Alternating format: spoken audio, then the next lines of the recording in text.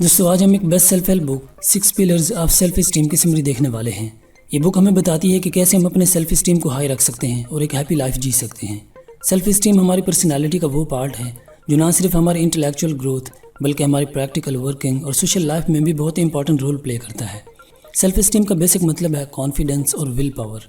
आपका self esteem जितना ज़्यादा हाई होगा आप लाइफ में उतना ज़्यादा खुश और सेटिस्फाइड होंगे, और अगर आपका सेल्फ स्टीम लो होगा तो आप हमेशा अनकंफर्टेबल और स्ट्रेस्ड फील करेंगे, जिसकी आपकी ना सिर्फ पर्सनल लाइफ बल्कि सोशल और फैमिली लाइफ पर भी बैड इम्पैक्ट होगा। अब अपने सेल्फ स्टीम को हाई रखना कैसे है, इसके लिए ऑथर ने इस बुक में 6 पॉइंट्स बताए हैं जिन्हें 6 पिलर्स ऑफ सेल्फ स्टीम का नाम दिया गया है। तो चलिए इन 6 पॉइंट्स को एक एक करके डिस्कस कर लेते हैं। सेल्फ स्टीम का पहला पिलर है प्रैक्टिस टू लिव कॉन्शियसली। ये पॉइंट बेसिकली कहता है कि ज़िंदगी काटो नहीं, ज़िंदगी जियो।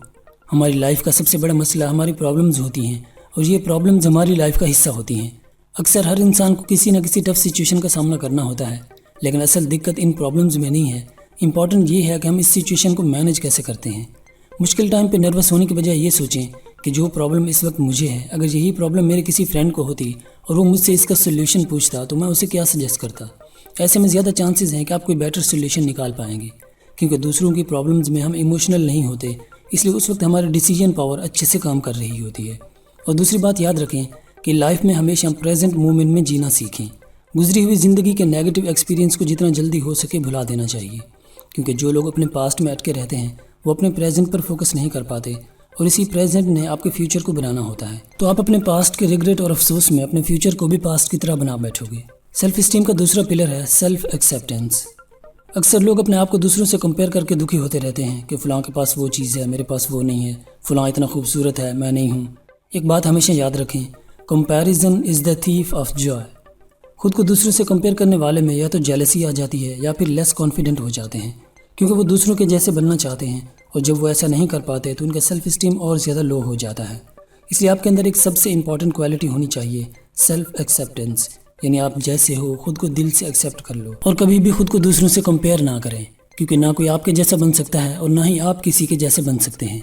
हर शख्स की अपनी एक यूनिक पर्सनैलिटी होती है। आप अगर दूसरों के जैसे बनने की कोशिश करेंगे तो आप अपनी पर्सनैलिटी को भी खो देंगे।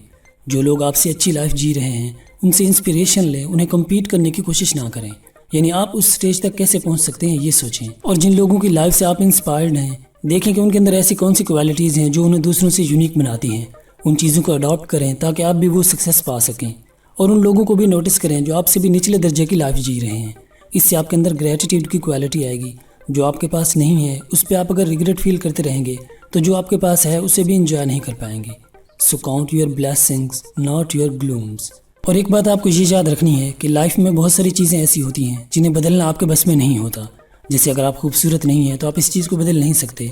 इसी तरह आपकी लाइफ में कुछ ऐसे हालात होते हैं जिन्हें चाह कर भी आप नहीं बदल सकते। ऐसे में इन चीज़ों से या इन हालात से कंप्रोमाइज़ कर लेना ही बेस्ट ऑप्शन होता है। इसका ये मतलब हरगिज़ नहीं कि आपको हर चीज़ से कंप्रोमाइज़ कर लेना है। अगर आप लाइफ में सक्सेस पाना चाहते हैं तो वहाँ पे कंप्रोमाइज़ करने के बजाय आपको एफर्ट लगानी होती है, और ये आप तभी कर सकते हैं जब आप अपने हालात को अपने लिए मजबूरी समझने के बजाय उनसे मोटिवेशन लेते हैं और उन्हें चेंज करने की ठान लेते हैं। क्योंकि आपका विनर या लूज़र होना हालात डिसाइड नहीं करते, बल्कि आपकी एफर्ट डिसाइड करती है। आप खुद डिसाइड करते हैं। You must have trust in your self. Self esteem का तीसरा पिलर है सेल्फ रिस्पॉन्सिबिलिटी। अक्सर लोगों को एक्सक्यूजेस देने की आदत होती है। वो अपनी नाकामी, किसी नुकसान या लाइफ की किसी भी सिचुएशन का रिस्पॉन्सिबल खुद को नहीं बनाते, बल्कि वो दूसरे लोगों पर, हालात पर या एटलीस्ट लक पर ब्लेम डाल देते हैं, क्योंकि या तो वो फेलियर से डरते हैं या फिर खुद को परफेक्ट समझते हैं। ऐसे लोग कभी भी बड़े गोल्स अचीव नहीं कर सकते, क्योंकि अपने गोल्स तक पहुंचने से पहले कई बार आपको नाकामी का सामना करना पड़ता है।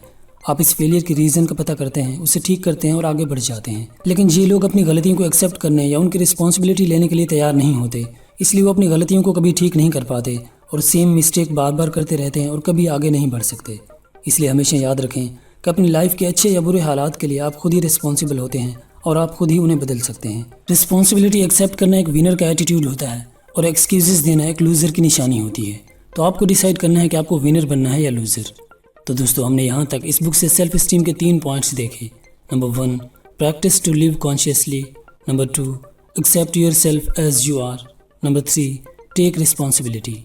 इस समरी के अगले 3 पॉइंट्स हम अगली वीडियो में डिस्कस करेंगे, जो कल ही मैं अपलोड करके उसका लिंक यहाँ डिस्क्रिप्शन में दे दूँगा।